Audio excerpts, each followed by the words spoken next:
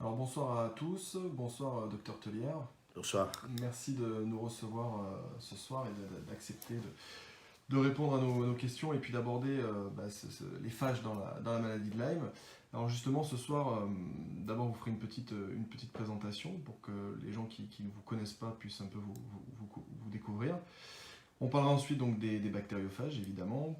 On abordera les tests et puis la thérapeutique et puis après les gens poseront leurs différentes questions. Alors je vous laisse tout de suite vous présenter. Bon, comme vous l'avez dit, je suis Louis Tellière, je suis médecin, immunologiste, j'ai été formé à l'Institut Pasteur en maladies infectieuses, immunologie, ce qu'on appelait l'immunopathologie, immunohématologie. J'ai fait un début de carrière dans les instituts Pasteur Outre-mer et ensuite à la maison mère, comment pourrait-on dire. Et ensuite, je suis parti faire de la recherche clinique pour la branche qui travaillait sur les vaccins et sur les immunoglobulines de l'Institut Pasteur. Donc j'ai fait ce qu'on appelle la recherche clinique, c'est-à-dire les études cliniques de préparation. Ensuite, je suis allé travailler dans des hôpitaux pour diriger la recherche dans un CHU et pour ensuite travailler dans un bioparc, comme on appelle, qui était à Sophia Antipolis, pour m'occuper du développement des biotechnologies. J'ai toujours gardé une consultation en maladies infectieuses et en immunologie, maladies infectieuses très longtemps chez M. Perron, dont j'ai été donc un des collaborateurs et amis pendant de très nombreuses années, et dans d'autres hôpitaux. Donc, et il y a environ 14 ans, j'ai récupéré une consultation privée de médecine fondée sur l'immunologie clinique, les maladies infectieuses, les maladies auto-immunes. Et il y a quelques années, des amis médecins m'ont dit, on est confronté, il y a presque 12 ans, on est confronté à un problème, la maladie de Lyme, et travailler là-dedans. C'est pour ça que voilà, ça fait quelques années que je suis dans le projet, que certains d'entre eux me connaissent, peut-être pas tout le monde, effectivement. Alors, il y a quand même beaucoup d'intérêt pour ce live ce soir. On a eu beaucoup d'inscriptions, donc je pense que les gens ont bien compris tout ça et puis vous connaissent un peu à travers vos recherches parce qu'on en parle nous aussi depuis un petit moment. Alors les bactériophages, c'est quoi? Comme son nom, le nom bactériophage, ça veut dire mangeur de bactéries. Bon, ce sont des virus, ils ne sont pas mangeurs de bactéries, mais ils attaquent ces bactéries. C'est-à-dire que pour chaque bactérie, il y a son bactériophage. Et si nous ne sommes pas... il y a un nombre incalculable de ces virus. Et si nous ne sommes pas recouverts par une croûte peut-être de 100 mètres de bactéries qui se battraient entre eux, c'est parce qu'il y a cette lutte écologique entre les bactéries et les virus pour garder les territoires et empêcher l'un de prendre trop le pas sur l'autre. Donc, ils ont toujours coexisté. C'est-à-dire que chaque bactérie a son bactériophage, c'est-à-dire son virus qu'il essaye de la repérer, de rentrer en elle. Et là, il a deux destinées. La première, il va s'intégrer dans le matériel génétique de la bactérie pour devenir un phage qu'on appelle lysogénique, c'est-à-dire qu'il ne détruit pas la bactérie, mais il reste en symbiose génétique avec, et il peut l'accompagner comme ça, y compris dans les cycles de replication de la bactérie, puisque le matériel génétique se repliquera de la bactérie, et donc lui aussi, son matériel suivra, et il accompagnera les générations successives de ces bactéries. Sans rien faire, pas toujours. On pense que ces phages lysogéniques, dormants, pour les appeler comme ça, ont constitué un des éléments primordiaux de l'évolution des bactéries. Parce que dans certaines conditions de stress, ces mêmes phages sortent du matériel génétique et deviennent des prophages, c'est-à-dire des phages qui commencent à circuler. Les biologistes, les microbiologistes, connaissent bien les phages depuis quelques années. En fait, ils ont été identifiés par Félix Derel au début du XXe siècle. Et il y a d'autres élèves, c'était à l'Institut Pasteur, et d'autres élèves ont suivi, qui expliquent pourquoi dans certains pays, ces élèves qui étaient venus à l'Institut Pasteur ont retranscrit les phages ailleurs. Mais après, les microbiologistes modernes connaissent bien ces phages parce qu'ils savent qu'ils les induisent et ils étudient ces phages dormants, prophages, pour comprendre le mécanisme des bactéries et leur adaptation. Et puis, il y a une deuxième catégorie de phages qui va rentrer dans la bactérie et qui, elle, soit va tout de suite se multiplier en de multiples petits virions, petites replicas de virus. Et là, ils vont sécréter des enzymes à l'intérieur qui vont faire exploser la bactérie. Ce sont des phages lytiques, c'est-à-dire destructeurs de bactéries. Le premier, le phage lysogénique, peut devenir lytique sur certaines circonstances. Donc il y a deux sortes de phages et ils accompagnent les bactéries de manière très spécifique. Voilà, donc voilà ce que sont des phages. Il y en a pour toutes les bactéries, il y en a pour les salmonelles, il y en a pour les clostridium, il y en aura pour les bartonelles, il y en aura pour toutes les bactéries. Alors comment vous êtes arrivé jusqu'à penser à travailler sur les phages déjà, et puis pourquoi des tests, quoi, pourquoi un test de dépistage? Alors au départ, c'était une idée de travailler sur une alternative aux antibiotiques. Comme je vous l'ai dit, moi j'étais à l'Institut Pasteur, j'ai vu détruire la collection des bactériophages de l'Institut Pasteur en 1993. Donc c'est à la fois vieux et pas vieux, parce qu'on a considéré que garder des collections de virus, les entretenir, changer les milieux de culture, c'est du matériel vivant, les conditions de température, de lumière, de pH, tout ça, il fallait tout changer. C'est de la maintenance, c'est une grosse maintenance, une maintenance de labo, c'est une bonne maintenance. Et il y avait les antibiotiques, et on découvrait des antibiotiques, et les antibiotiques devenaient chaque fois de moins en moins chers, et une bonne doxycycline produite en Chine ou en Inde, ça vaut 10 centimes la boîte, si je peux m'exprimer. Donc il n'y avait pas de compétition possible, et donc les instituts ont petit à petit abandonné la production de bactériophages lytiques pour ne garder que des études sur les autres, les lysogéniques, pour essayer de comprendre le mécanisme. Donc, sauf dans certains pays où des anciens élèves de l'Institut Pasteur, M. Eliava, par exemple, qui était un Géorgien qui avait étudié avec Félix Derel, et qui est reparti en Russie, en Biélorussie, en Pologne.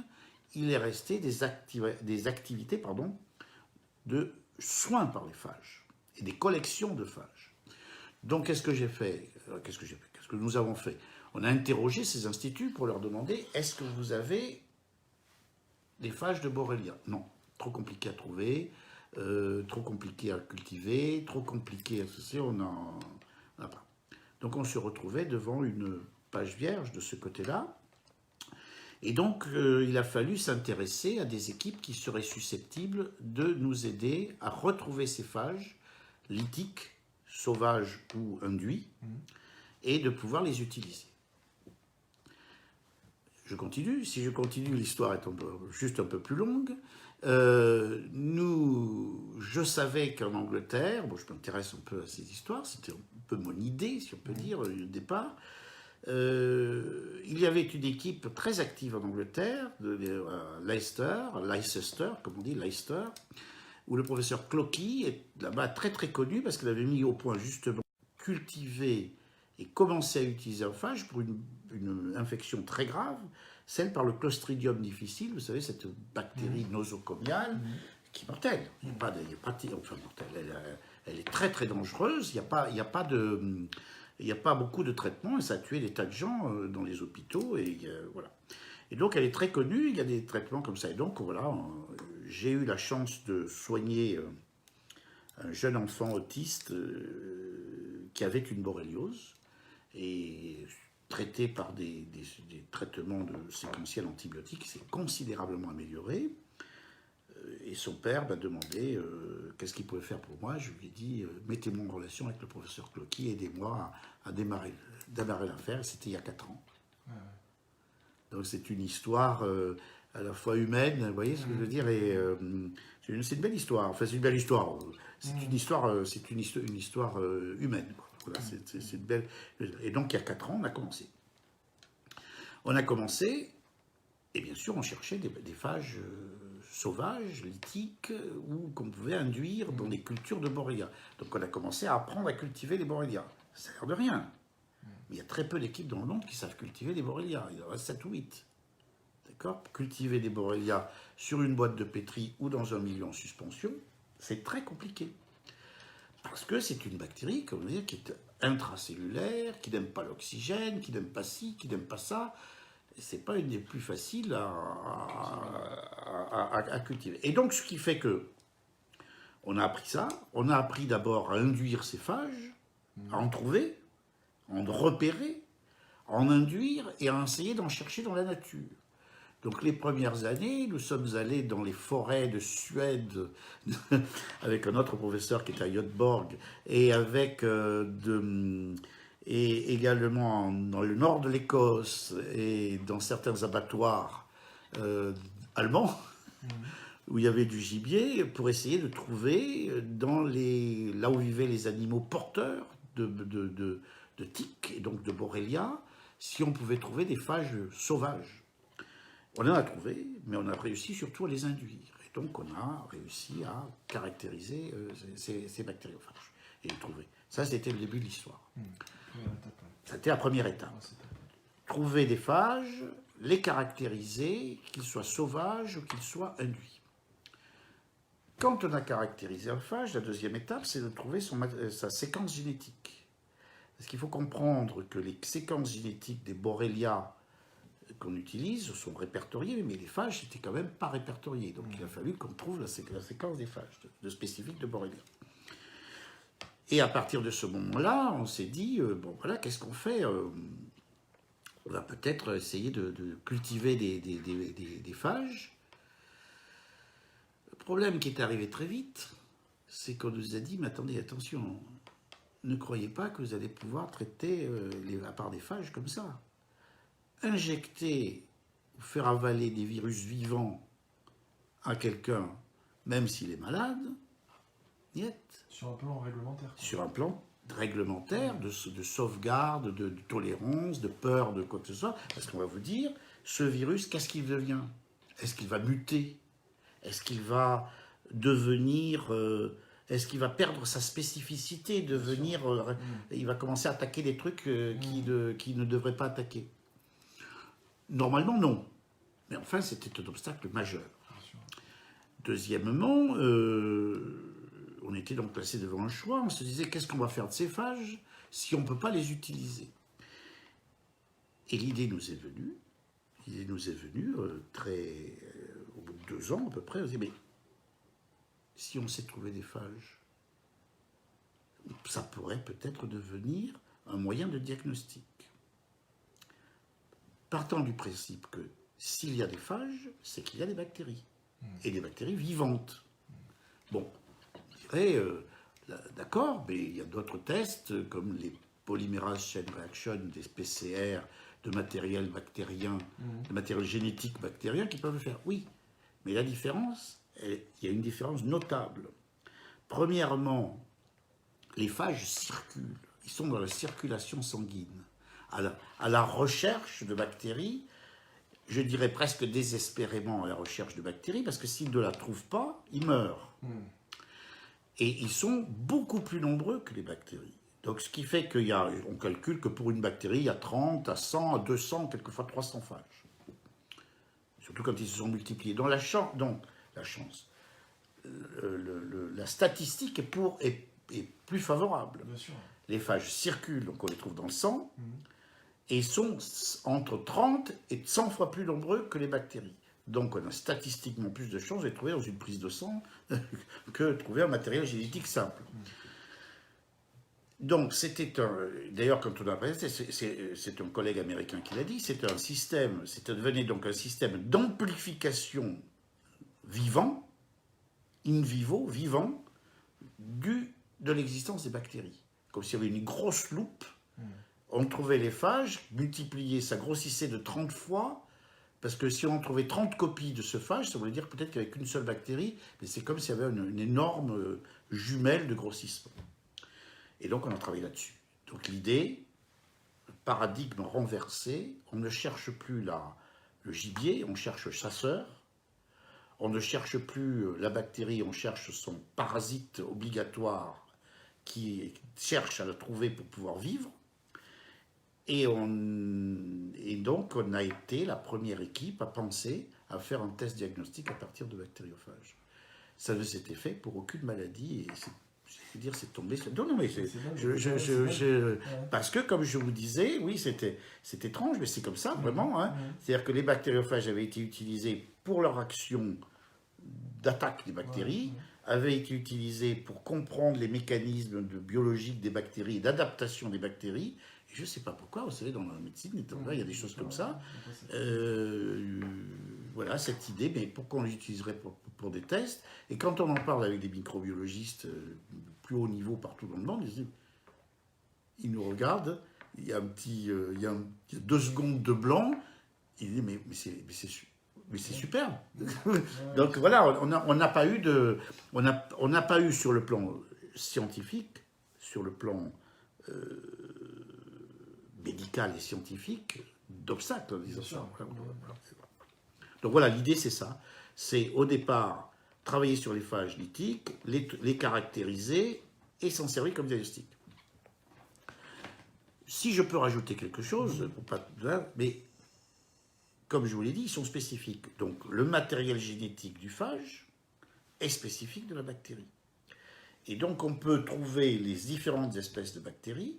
Il y a des ancêtres communs, bien entendu, mais on peut trouver des séquences communes. Donc c'est une amorce, c'est une PCR, qui au lieu de chercher le matériel génétique du phage, de la bactérie, cherche celui du phage. Avec les avantages que j'ai décrits, statistiques et d'amplification. Deuxièmement, il y a une sensibilité, donc 30 fois, je ne sais pas 30 fois, mais enfin 5, dans les résultats, on y reviendra plus tard, beaucoup plus importante qu'une PCR classique, sans commune mesure avec un ELISA ou un Western blot qui lui est une cicatrice sérologique, qui ne peut pas dire grand-chose dans une bactérie intracellulaire. Et deuxièmement, permet de différencier les Miyamotoi, les différentes souches américaines et européennes, et ce qu'on appelle les fièvres récurrentes, qui sont une forme de Borrelia, qui donnent ces fièvres très particulières qu'on n'a pas toujours en Europe et qu'on a dans beaucoup de pays. Donc voilà, on travaille là-dessus, voilà auquel on est arrivé sur le plan biologique. Ensuite, il fallait les tester. Et donc, on a fait d'abord de la calibration avec des patients, moi, quelques patients écossais, les sociétés de chasse écossaises qui se sont prêtées, les chasseurs écossais, enfin, je ne connais pas, se sont prêtés au jeu. Donc, on a eu des gens qui étaient infectés, qui avaient une histoire de la maladie. Moi, mes patients, je les connais. Je sais s'ils ont été piqués par des tiques ou pas des tiques, s'ils ont le Western blot, d'ELISA, IgG, IgM, tout ça. Donc, ils sont bien répertoriés. Et donc, on a pu calibrer ce qui se passait dans les différents cas. Cas précoces, cas tardifs et tout ça. Et quand on a eu une bonne idée, on a déposé auprès du gouvernement français, de l'agence de sécurité et des comités d'éthique, une étude officielle qui vient de se dérouler, dans lequel on compare, en stade tardif, en stade précoce, et chez des sujets sains, disons qui n'ont pas de symptômes. On compare ELISA, Western blot, IgG, IgM, PCR classique et le test phage. Les résultats sont prêts. Le gouvernement britannique, qui commence à réfléchir à faire une étude similaire, nous a demandé de refaire les mesures. Et c'est pour ça que les 120 ou 130 volontaires de la dernière étude recevront leurs résultats. Malheureusement pas, je m'excuse auprès d'eux, je dis ça en souriant, mais c'est comme ça, c'est comme c'était prévu début novembre, enfin la semaine dernière, mais plutôt vers le 10-15 décembre. D'accord, ok. Voilà. Parce que vous êtes obligé On est obligé de répéter, et méthodologiquement, on ne peut pas sortir les résultats avant d'en faire la répétition. Sinon, c'est un biais. Enfin, pour ceux qui sont familiers avec les études cliniques, savent qu'on ne peut pas le faire, qu'on ne peut pas sortir les codes, vous voyez ce que je veux dire, avant d'avoir la répétition des résultats. Et ces tests-là, vous pensez qu'ils seront disponibles quand en France, finalement? Alors, la question se posait ensuite. Bien entendu, nous avons pris immédiatement, ou assez rapidement, contact avec des laboratoires. Il fallait que ces tests soient accessibles à des grands nombres. Donc ça ne pouvait pas être de petits laboratoires qui fait 10 tests dans la journée. Vous voyez ce que je veux dire? Il faut des plateformes un peu importantes. En France, il y a quelques plateformes, la plupart d'entre elles appartiennent à des groupes. Il y a des concentrations de laboratoires et il n'y a presque plus de laboratoires indépendants en France. Il y en a quelques-uns, mais il y en a vraiment très très peu. Et ceux qui étaient restés indépendants n'avaient pas à la fois la maîtrise de la technique d'extraction de l'ADN, parce qu'il faut extraire l'ADN du sang total, ou du sérum, et le sang total c'est mieux. Cette extraction d'ADN, ensuite, on promène l'amorce pour déterminer la séquence du phage.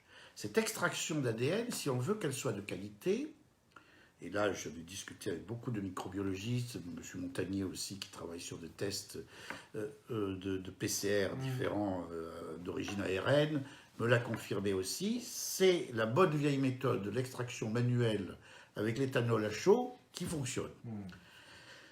Et bien ça, il en parle en France, qui savent faire ça.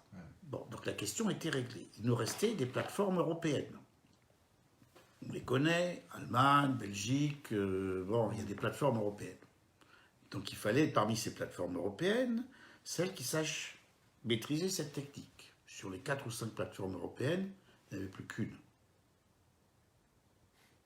Donc on n'avait même pas le... J'allais dire, soit on développait la technique, il fallait que les gens fassent l'effort, parce que quand on est allé voir les grands groupements de laboratoires, je peux donner des noms, mais ce n'est pas l'objet, ils nous ont dit, bah, nous, une technique manuelle, ça veut dire qu'on engage des techniciens, ça veut dire qu'on paye ceci, on les forme, il va peut-être y avoir des bons techniciens, des mauvais techniciens, des trucs comme ça, donc il faut faire un contrôle de qualité, il faut faire des formations, il faut faire des contrôles des formations, tout ça. Non, revenez avec une robotisation, et ça nous intéresse beaucoup, et on en reparlera. Et ils nous ont dit, ben, écoutez, oui, c'est très bien, si vous pouvez faire une étape intermédiaire avec une plateforme indépendante mais de gros calibre. Et puis il fallait que, j'ai oublié un critère, nous voulions également que cette plateforme soit avec les patients européens et avec les patients américains, parce qu'ils étaient au courant. Pas donc il y avait une demande. Donc il n'y avait plus qu'un laboratoire. Je peux peut-être l'annoncer, mais il est vraisemblable que ce soit le laboratoire Red Labs en Belgique qui s'occupe de l'affaire. D'accord. On a donc l'université de Leicester, la Charity, dont je suis c'est-à-dire la fondation à but charitable et humanitaire, comme on appelle ça, le droit anglo-saxon, donc je suis un des cofondateurs. Nous avons signé un accord tripartite. Nous sommes en train de signer un accord tripartite dans lequel il y aura de l'argent versé à l'université, de l'argent reversé à Félix pour continuer la recherche, ça sera balancé entre les deux, et le laboratoire devra se payer pour payer ces trucs-là. Donc voilà, les tests devraient être donc à la disposition du public, je l'espère, en février 2019.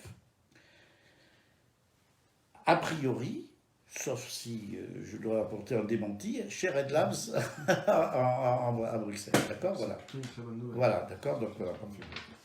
Alors après, il y a la question de la structure, de la structure économique du test, mais on fera tout en sorte qu'il ne soit pas plus onéreux que ce que les PCR classiques sont. Oui, je veux dire, voilà. Et par rapport à la thérapeutique, qu'est-ce que vous pouvez nous dire Alors, évidemment, on était parti, oui, vous avez raison, on était parti là-dessus. Donc, vous disiez, qu'est-ce qu'ils font? On s'est fait, premièrement, arrêter un peu. Alors, du coup, maintenant, comme on a progressé, on commence à être un peu connu, entre guillemets, dans les milieux, d'abord anglo-saxons, Europe du Nord, Amérique, France, un peu moins, mais c'est toujours pareil, on n'est jamais prophète dans son pays. Mais bon, ça viendra, je suis pas trop inquiet. Enfin, je ne suis pas trop inquiet. Je n'ai pas a priori de raison d'être inquiet. Nous avons pris contact avec la Commission européenne. Certains députés s'intéressent beaucoup, ceux qui s'intéressent à l'écologie, bien entendu, sont intéressés. Nous avons parlé avec, par exemple, le député Rivasi, on a parlé avec d'autres députés non français. Dommage que ce soit le Brexit, mais David Hunt, qui était le ministre de la Santé britannique, qui était resté pendant très nombreuses années ministre de la Santé, un des plus longue longévité à ce poste hautement politique en Angleterre. et qui est unanimement respecté dans le paysage politique anglais. Bon, il a pris une option différente. Il est maintenant ministre des Affaires étrangères de Mme Theresa May. Et donc, il est dans le truc. Mais enfin, on a des appuis. Et donc, ils nous ont aiguillés vers des députés, des eurodéputés. Et donc, on est en train de discuter comment on pourrait faire. Il n'y a pas que nous, hein, d'abord, parce que vous savez que les phages ont commencé à être utilisés par des militaires pour les brûlures. Il y a un gros projet européen qui s'appelle Phagoburn, qui est fait avec l'Institut Walter Reed aux États-Unis, l'hôpital de la Reine Sophie, de mémoire, à Bruxelles, et l'hôpital militaire, je crois que c'est Bégin en France, pour le traitement des brûlés, des grands brûlés, qui ont des plaies infectées en épandant des phages sur les plaies. Et ce projet qui s'appelle Phagoburn, burn pour la brûlure, et il y a eu des aides européennes. Donc on a déjà un petit précédent d'une vision assez favorable, ou du moins pas hostile, de l'utilisation des phages thérapeutiques. Mais là, ce sont des phages en superficie, sur des champs opératoires, sur des brûlures. Alors que là, c'est autre chose. Là, il va falloir qu'ils rentrent dans les tissus, qu'ils aillent dans les biofilms et tout ça. Ils y vont. Un phage, ça va partout. On nous a dit, mais oui, mais les phages n'iront pas dans des bactéries intratissulaires. Non. Non, ils y vont. Ça a été démontré pour d'autres bactéries. Ils y vont.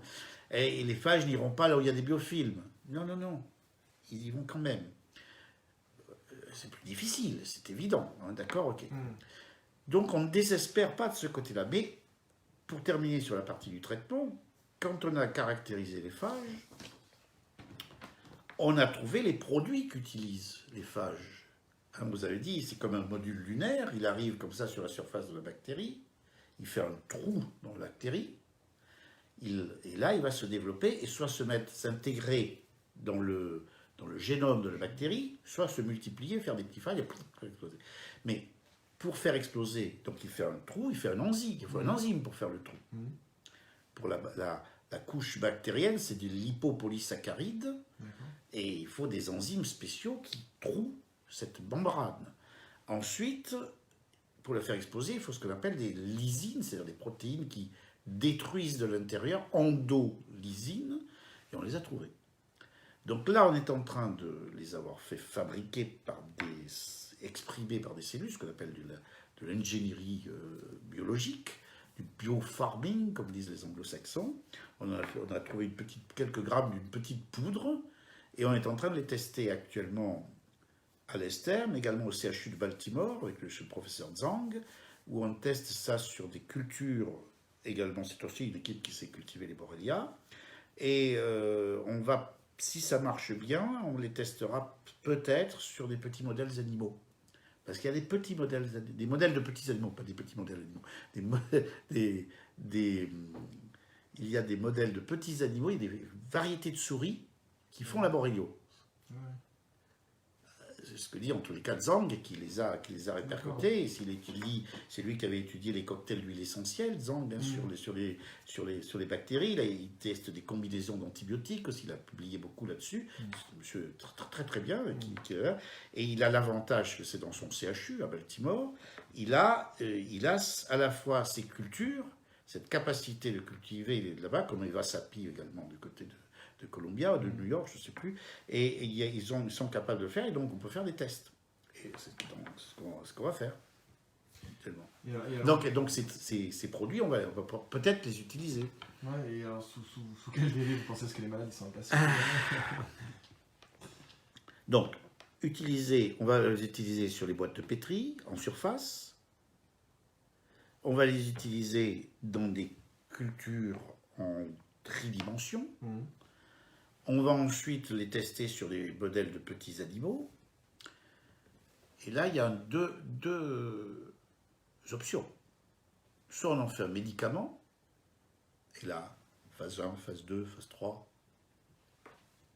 ça m'échappe.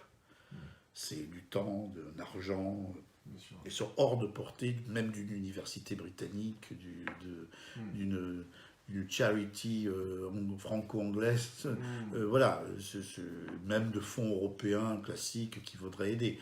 Donc là, c'est autre chose. Ou alors, on décide d'en faire des compléments spécifiques, Mais pour qu'elle soit un minimum crédible, il faut que ces premiers résultats montrent qu'au moins ça marche sur des cultures en suspension et surtout sur des modèles de petits animaux. Donc à ce moment-là, on pourra dire ça devrait pas être mauvais pour l'homme. Vous voyez ce que je veux dire? Mais, comme toujours, les modèles, les compléments, vous savez, il faut faire toujours attention dans un complément à ce que les allégations du complément devrait contribuer à, servir à, aider.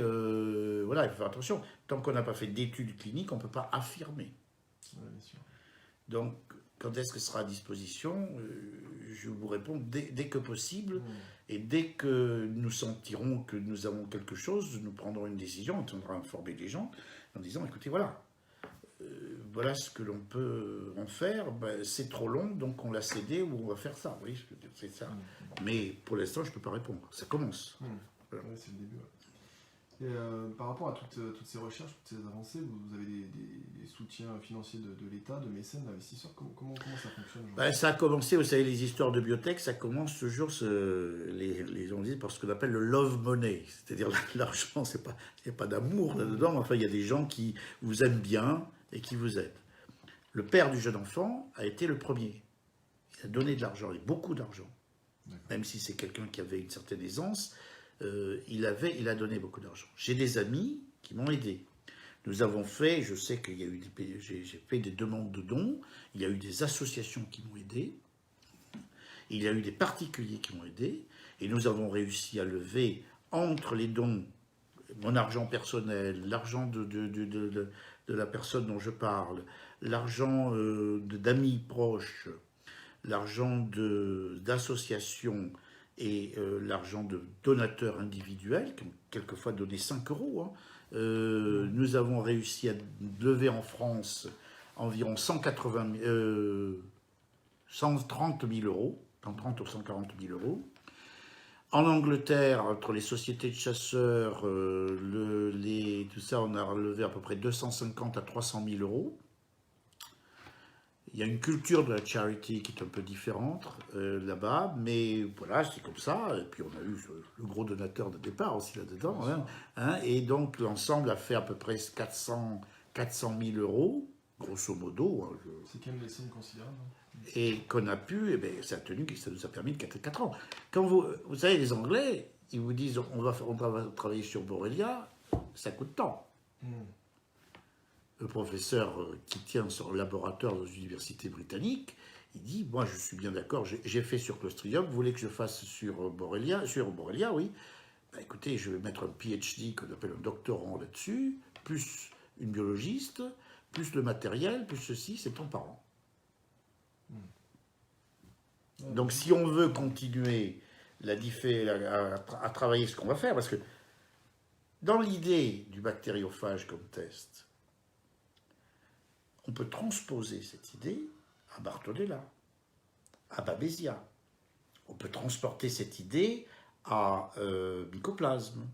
On peut transporter cette idée à qui on veut.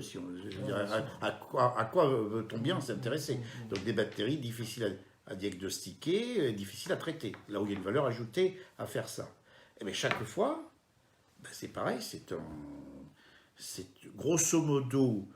Une année de recherche coûte dans les 150 000 euros. Ouais. 100 à 150 000 euros. 100, c'est vraiment très restreint. 150, on peut peut-être engager des stagiaires. Vous voyez ce que je veux dire? Parce que même un stagiaire, on a eu des stagiaires d'une école de laborantin de Lyon qui sont venus faire le stage à Leicester pour apprendre à faire des extractions d'ADN, justement, et tout ça pour devenir... Même si le stagiaire ne peut pas payer beaucoup, malheureusement, mais il faut son viatique, le loger pendant 3 mois, pendant 6 mois. C'est ma neutre. Vous comprenez ce que je veux dire? Il y a Jonathan qui réagit, il dit Babesia est un parasite. Oui. Alors, un phage, un parasite, pourquoi? C'est un parasite, mais certains parasites ont aussi leur phage. C'est un peu compliqué à discuter, parce que je pense que la définition bactériophage est trop limitée.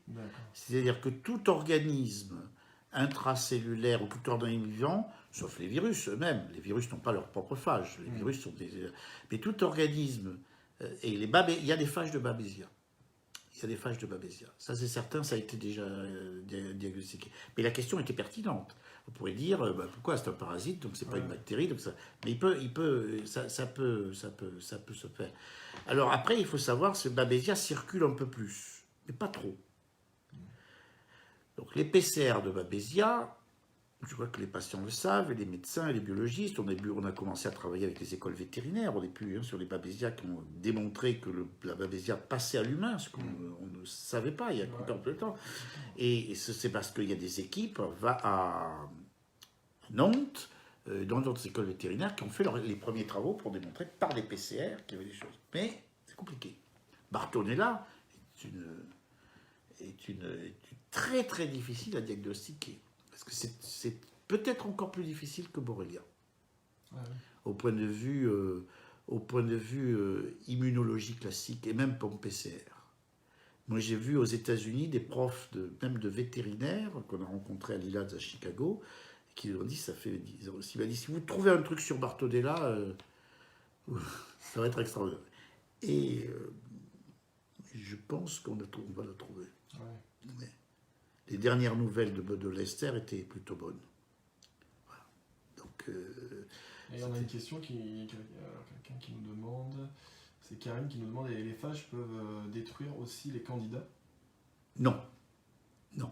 Ça, par contre, sur ce qu'on appelle ces types d'organismes, non. Mycoplasme sera difficile aussi. Parce que mycoplasme a une membrane, mais une membrane qui va se coller aux autres membranes. Et donc la reconnaissance par le phage des motifs de la membrane, la reconnaissance du mycoplasme c'est très compliqué à diagnostiquer. La plupart des tests sérologiques, je suis obligé de le dire, hein, même si ça froisse un peu mes amis biologistes,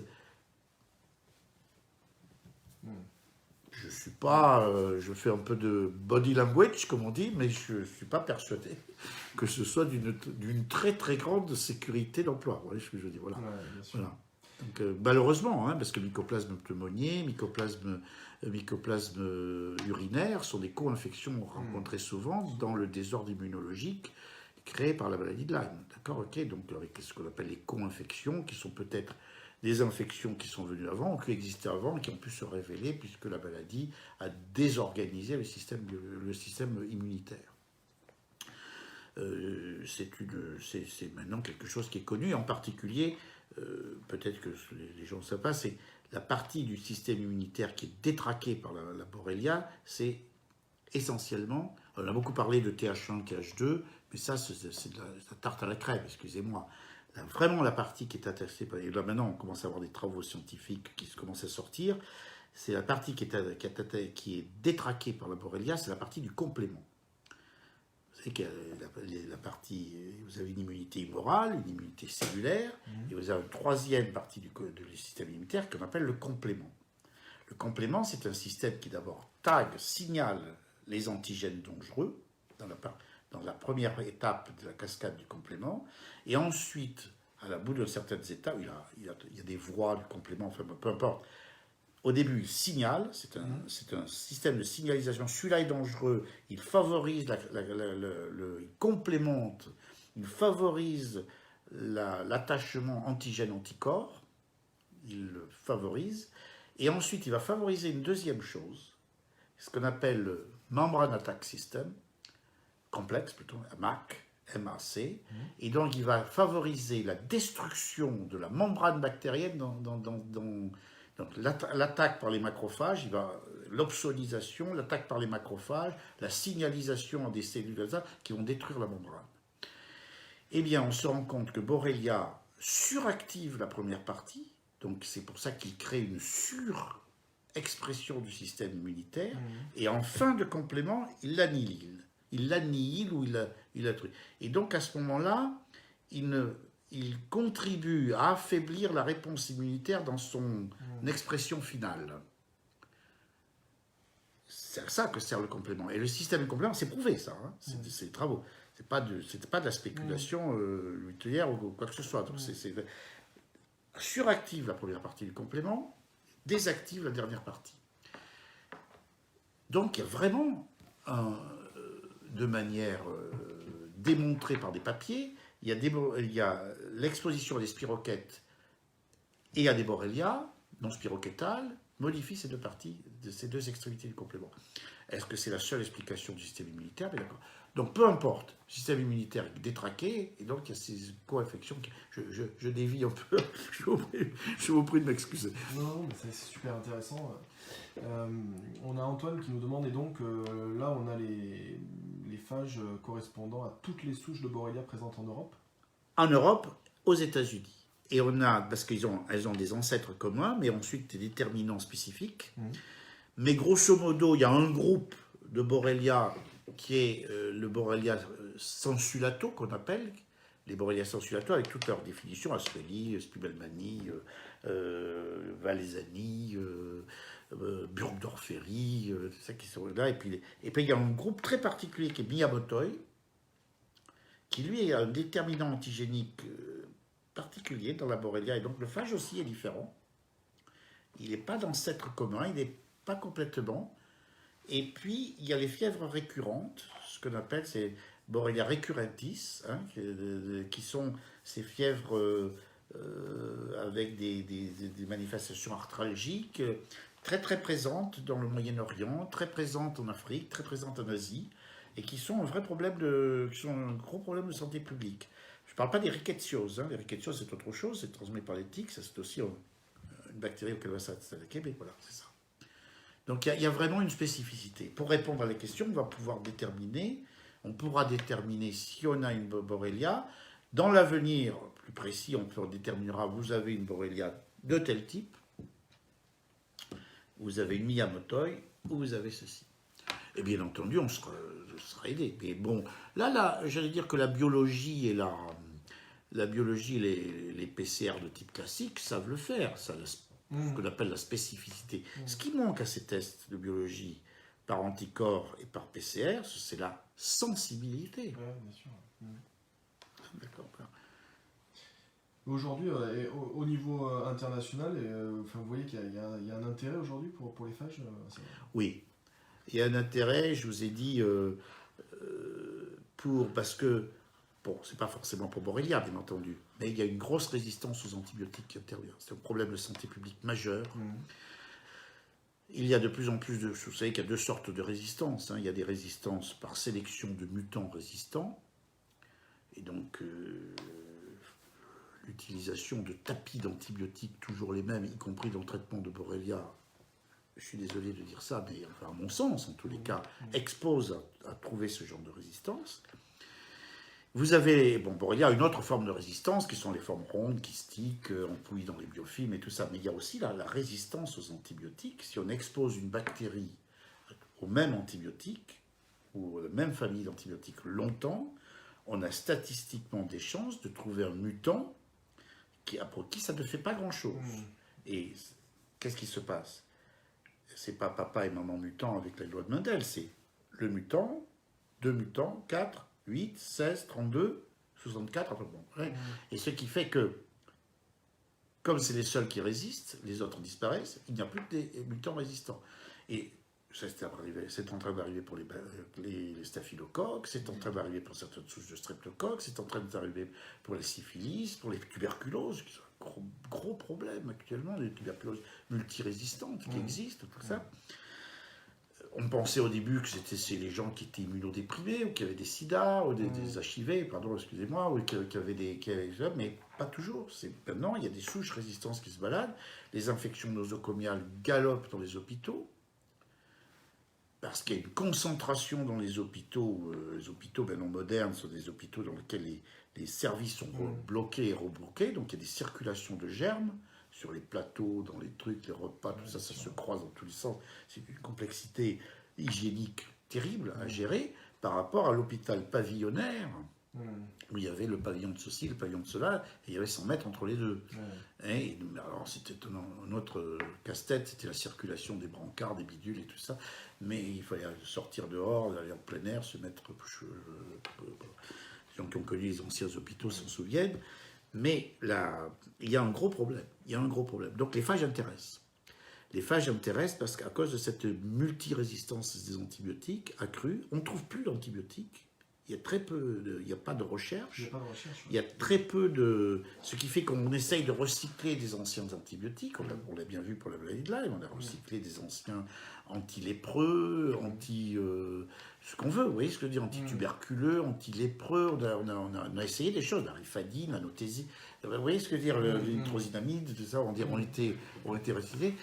C'est des médicaments qui sont des costauds en général, vous voyez ce que je veux dire. Donc ils ont un risque de toxicité rénale ou hépatique ou autre chose. C'est pour ça d'ailleurs souvent qu'ils avaient été abandonnés, hein, mais on peut les reprendre, c'est sûr. Mais bon, ce n'est pas vraiment de la recherche, c'est de la... On essaye d'appliquer trouver de nouvelles applications à ces anciens antibiotiques. On essaye par haut débit informatique de trouver d'autres molécules, d'en créer, mais c'est pas facile. Pas facile. Donc il y a un réel intérêt pour les phages au niveau international, d'accord. Ne serait-ce que par l'antibiorésistance, qui est un problème de santé publique mondiale. Parce que dans des tas de pays, on a mal utilisé les antibiotiques, y compris en Europe, y compris en France. Donc le mauvais usage des antibiotiques, et le simple fait qu'il n'y en ait pas de nouveau, a fait que la résistance s'est développée. Qu'est-ce qu'on peut faire, nous, aujourd'hui, en tant que citoyen, on va dire, pour vous aider dans tout ça? Qu'est-ce qu'on peut faire? Vous avez déjà, il y a eu déjà une aide pour laquelle je dois remercier tout le monde. C'est des gens qui ont accepté de participer aux épreuves de calibration et maintenant à l'épreuve clinique. Nous allons les informer. C'est sûr qu'après, dès que nous aurons les résultats, il y aura une publication et que nous allons devoir aussi faire un travail de divulgation. Nous espérons, je le dis très nettement, que ces tests phages mis à disposition puissent être utilisés de façon à ce que plus ils sont utilisés, plus le prix pourra baisser, parce que nous, comme je vous l'ai dit, notre vocation n'est pas, dans la mienne en tous les cas, n'est pas de créer quelque chose au niveau d'une richesse personnelle, c'est de pouvoir payer des PhD pour travailler sur ce dont nous pensons qu'il est important de faire, c'est-à-dire la recherche sur les enzymes, la recherche sur l'application à d'autres maladies et la divulgation du test et du travail sur peut-être du lobbying. Alors là où on peut nous aider, c'est quand on aura les résultats, quand on aura publié, c'est d'aller nous aider pour voir les députés, surtout les députés européens, pour essayer de travailler sur cet aménagement de la législation sur les phages, qui sont considérés pour l'instant avec un petit peu de crainte, justifiée ou pas justifiée, mais de la crainte, comme toujours, c'est nouveau, est-ce que c'est pas dangereux, le principe de précaution et ceci. Voilà. Donc là, il y aura un travail à faire pour nous aider, mais pour l'instant, je ne suis ni victime d'attaques personnelles, ni de complot contre moi, enfin, j'espère. Pour l'instant, en tous les cas, je n'aurais pas l'air, j'espère que ça ne secoue. Il n'y a rien qui couve quelque part. Je n'en ai aucune prémisse en tous les cas. Et donc, voilà, nous aider, c'est nous aider à, si on fait un appel pour une autre étude, à participer. Si on fait appel à la conviction de députés européens, nous aider. Si on fait appel à la conviction de parlementaires français, nous aider. Si on fait appel à la conviction de commission d'experts nationales, nous aider. Voilà, c'est tout. Mais on sera là. Écoutez, je connais votre pugnacité, votre capacité d'aller secouer les landerneaux, comme on dit, donc je me permettrai, si j'estime que justement il y a des attaques injustifiées ou injustes, vicieuses, ou s'il y a des actions de conviction à faire qui font appel à l'opinion, comme on dit, je le fais, mais je dois pour l'instant dire que quand nous présentons nos travaux, personne ne peut dire quoi que ce soit. Je veux dire, c'est pas discutable. Non, bien sûr. Hein. Après, est-ce que ça va devenir des tests? Après, il y aura des jalousies. Pourquoi on n'y a pas pensé, nous? Pourquoi ceci, pour cela? Le système universitaire français, le système d'expertise français, vous l'avez éprouvé peut-être plus que tout autre, hein, d'accord, ok, est très hiérarchisé. On a vu les ennuis qu'ont eu M. Perron, mais y compris des gens par leur père et tout ça, les bagarres qu'il y a dans les académiques. Il y a toujours eu des controverses en médecine. Ouais, bien sûr. Ça, c'est malheureusement, les controverses, ce sont les patients qui en pâtissent. Après, nous, qu'on s'écharpe un petit peu à moucher, à fleurer, pas toujours moucheté, ou même au sabre d'abordage, c'est notre affaire. Si je ne voulais pas m'exposer, je ne m'exposerais pas. Vous voyez ce que je veux dire? Il faut quand même aussi remettre les choses. Mais là, bon, on avance en terrain scientifique, il n'y a pas de truc, pour l'instant, il n'y a pas de problème. Ok, super. En tout cas, on va terminer là-dessus. Je vous remercie vraiment de cet entretien parce que c'était vraiment très enrichissant pour chacun d'entre nous. Il y a beaucoup de personnes qui le disent en live. Donc merci pour tout. Mais c'est moi, sérieusement, sans aucune flagornerie comme ça, c'est moi qui vous remercie parce qu'on a besoin de faire connaître. Hein, on a besoin ça ne sert à rien d'avoir des idées si on ne les fait pas connaître. Vous voyez ce que je veux dire? Donc, voilà. C'est une chaîne, chacun a son rôle à jouer. J'en suis pleinement conscient et je vous remercie et je salue, comme on dit, les followers. À bientôt. Merci beaucoup. À tous. Au revoir, à bientôt. Au revoir.